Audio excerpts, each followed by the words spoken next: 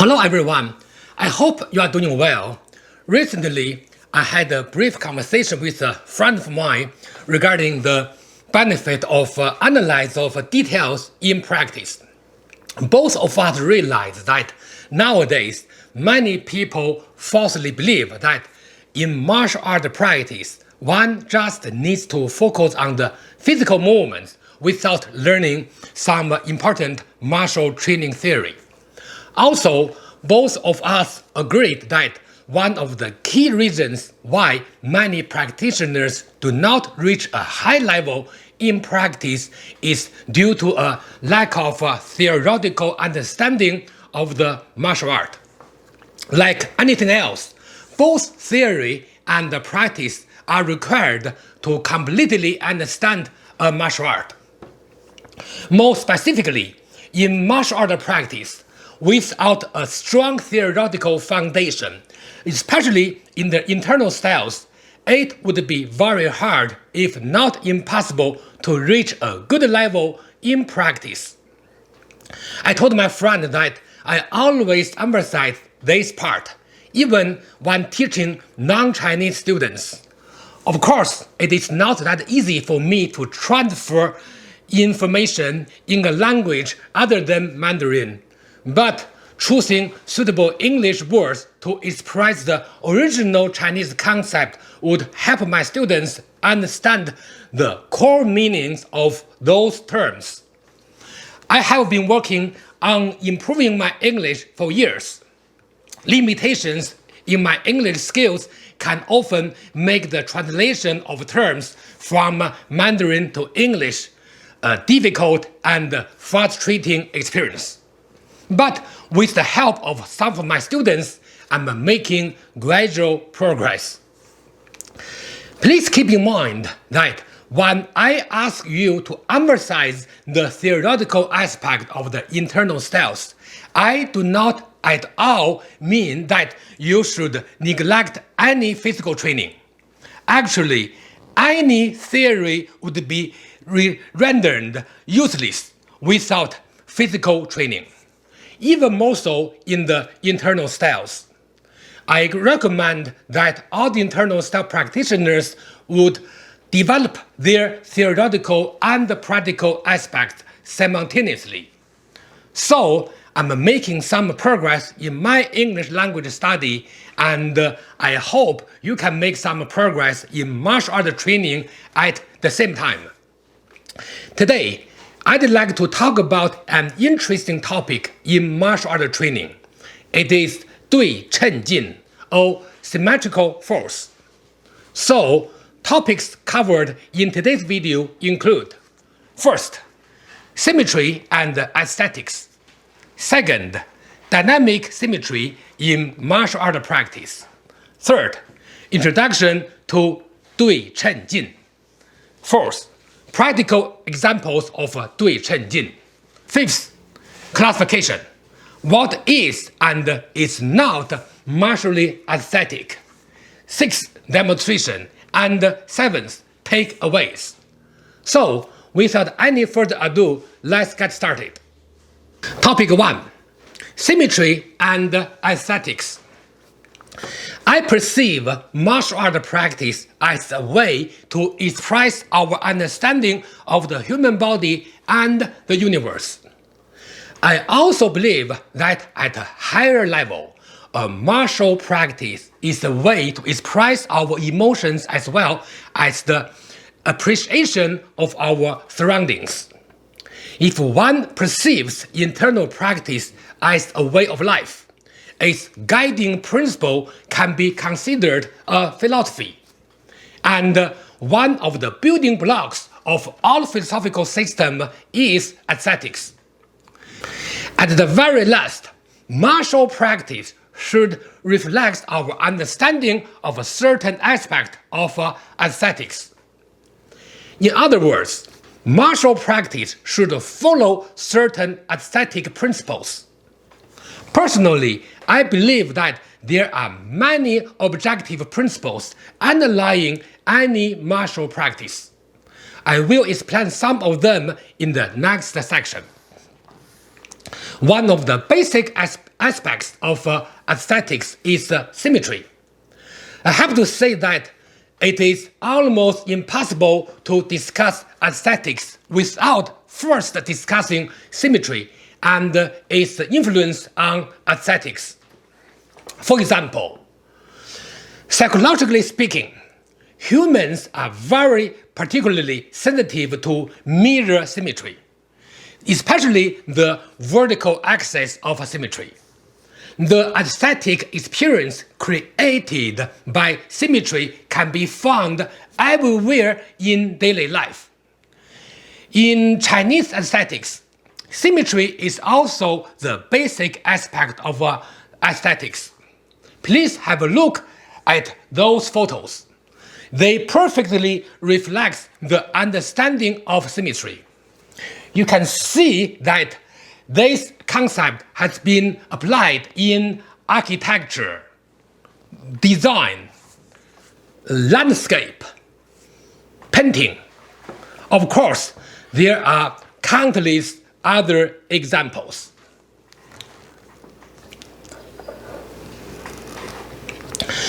In martial art practice, we can also notice the application of symmetry in training.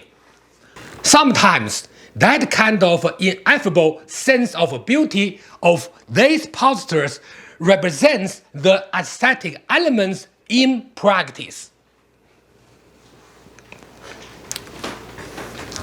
Topic 2. Dynamic symmetry in martial art practice. So far, whenever I mentioned symmetry, I meant static symmetry.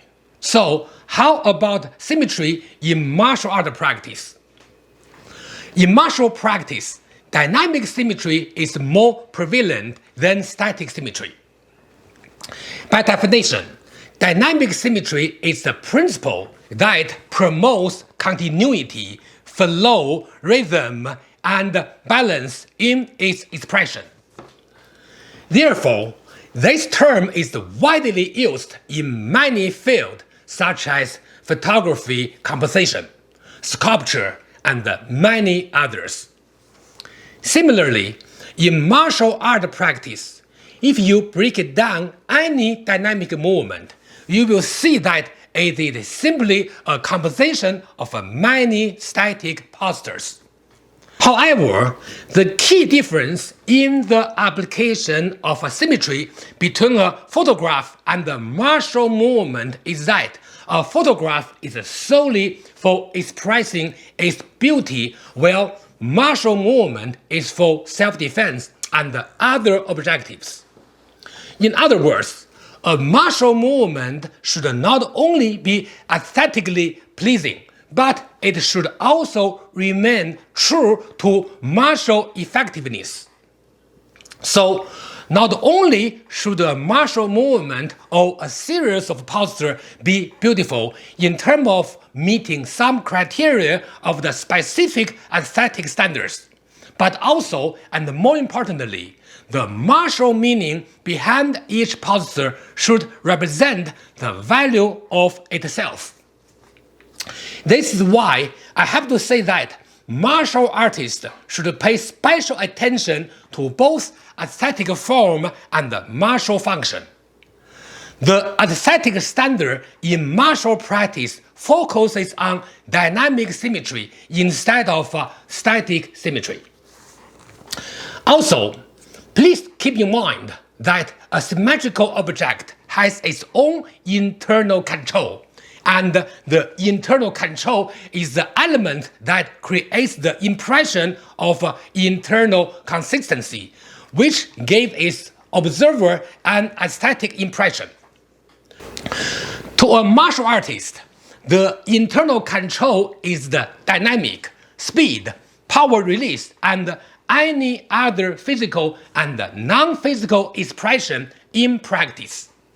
This is why dynamic symmetry should be used in analyzing a martial movement instead of using a simple static symmetry. I have to say that it is much more challenging to analyze a martial posture since it contains both. But For practical purposes, dynamic movement can be much better used in analyzing one's practice since they are easy and straightforward to observe. For example, martial practice in a video format is much easier to understand and analyze than in a picture format. Of course, identifying and appreciating the static elements in a dynamic movement is also a very popular topic in martial practice. I'd like to talk about it in the future. To summarize, we should pay attention to the dynamic symmetry in martial art practice since it is the result of correct practice. Topic 3. Dui Chen Jin introduced. The term Dui Chen Jin consists of 3 characters. Dui means opposite, Chen means balanced, Jin means force. So together it means symmetrical force in martial art. I have to say that Dui Chen Jin is the inner requirement to any martial practice, especially in internal styles. People really emphasize the application of this term. I have already introduced some other key terms in my prior video, such as 开合 or opening and closing, 动静 or dynamic and static, and many others. All of these concepts are just different expressions and manifestations of symmetrical force. There are many different functions of symmetry in martial training, the most basic being balance. However, I have also mentioned prior that maintaining static balance is the most often a mistake in the context of martial application because it restricts your power release. So I coined the term 利用不平衡来创造平衡, which translates to power generation use balance through imbalance. To be clear, you create new balance by intentionally disturbing prior static balance, which helps you to generate martial power. You can find this topic in my prior video. Link is in the description. Therefore, practicing martial applications by focusing on dynamically symmetrical force is the key aspect of martial aesthetics. Of course, easier said than done, but it will get clear with consistent practice. In addition to basic understanding of dynamic symmetry, we have to pay special attention to the concept of Dui Chen Jin in martial practice. A good practice of any internal style includes a combination of multiple forms of Dui Chen Jin in practice. It sounds abstract, but think about it. In any martial movement, you are actually applying different types of Dui Chen Jin, not only in maintaining good posture, balance, and releasing power for self-defense, but you are also creating and adjusting different types of Dui Chen Jin simultaneously, subconsciously, and naturally. A good practitioner first intentionally practices Dui Chen Jin and gradually elevates it to a subconscious practice. This practice called from 有为 to 无为, according to the ancient Taoism, which I introduced in my prior video. Link is in the description. Therefore, analyzing different types of Dui Chen Jin in any style will greatly improve your martial practice. I cannot emphasize this enough. Martial art practice can be defined as the practice of a different type of Dui Chen Jin. If you want to make substantial progress in practice, you should begin analyzing your Dui Chen Jin. If you are a martial art teacher, I recommend you to analyze and correct your students' posture, movement, and forms based on Dui Chen Jin. I'm sure both you and your student will notice the difference. Topic 4. Key principle of Dui Chen Jin in practice. So, why should you care about dynamic Dui Chen Jin or dynamic symmetry? Well, I strongly believe that you cannot develop a high level of martial effectiveness without focusing on martial aesthetics. In essence, they are two aspects which unify as one at a higher level. To the best of my knowledge, I'm the first person to talk about dynamic Dui Chen Jin. At most, other people in the community only focus on static Dui Chen Jin. So, how do you observe Dui Chen Jin in practice? For now, let me introduce a few basic principles. I will get into details in future video. First, when the hands move forward, the movement area will typically extend slightly backward.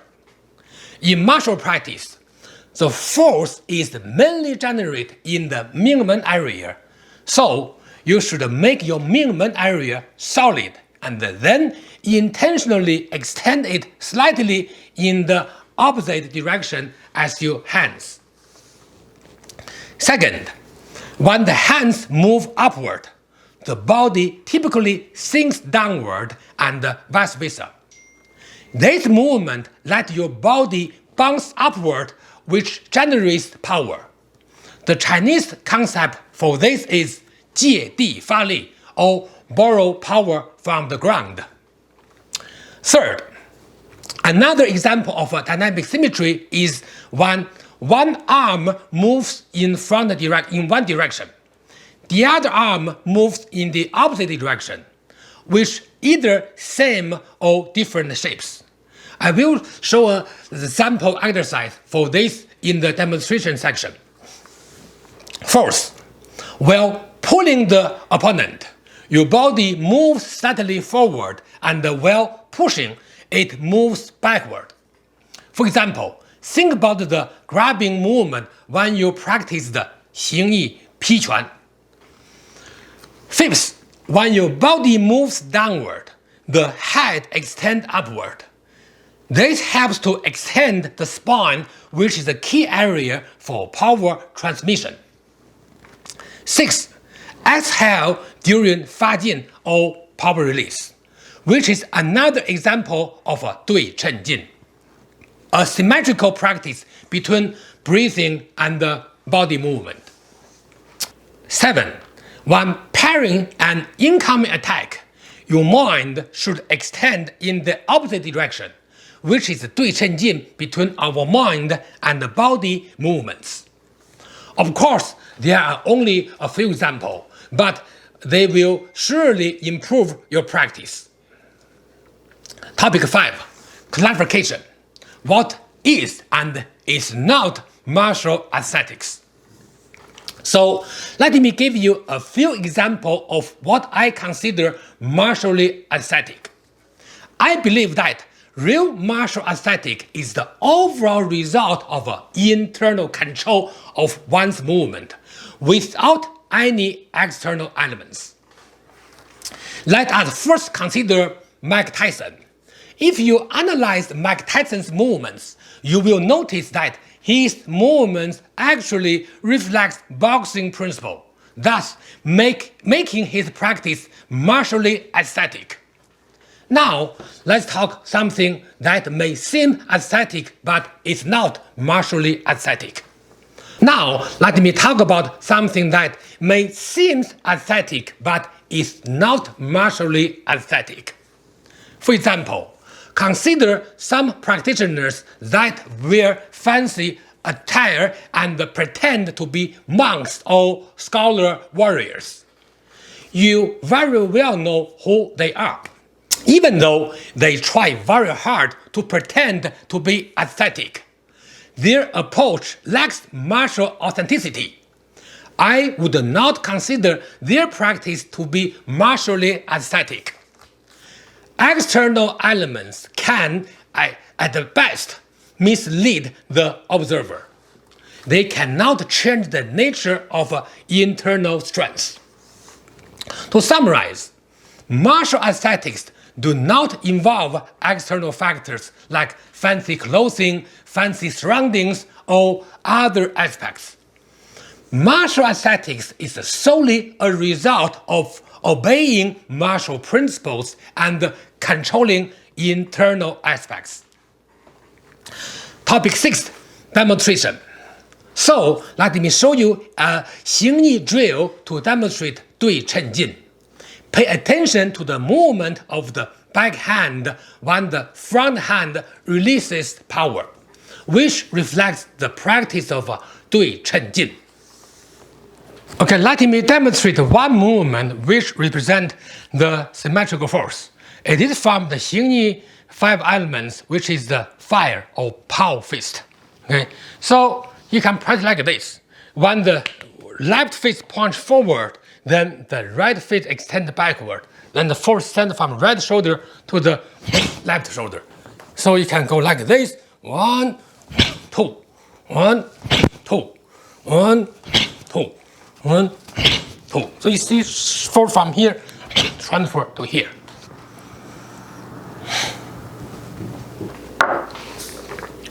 Topic 7.